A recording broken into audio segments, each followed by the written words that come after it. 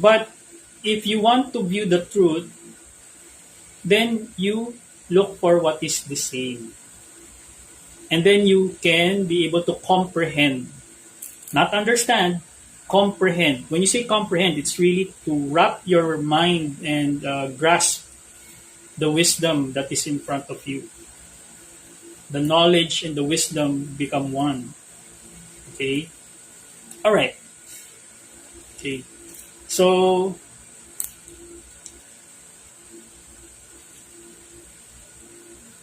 okay. So, if you look at it, why certain countries are not very much oppressed, um, because they have paid their karma, especially India. Uh,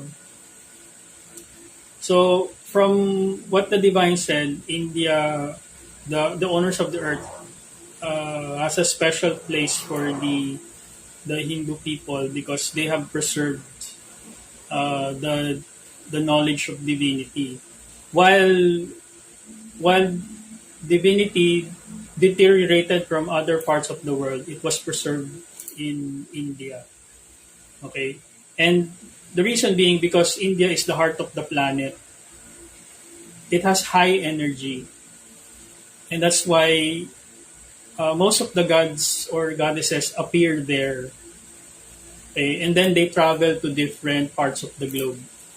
Okay, and then they have different names.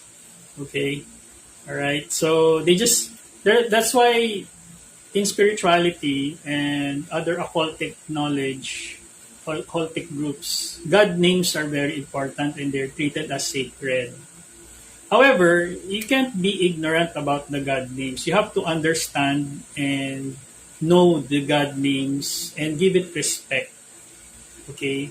Because in any which way you look at it, they are our creators. We came from them.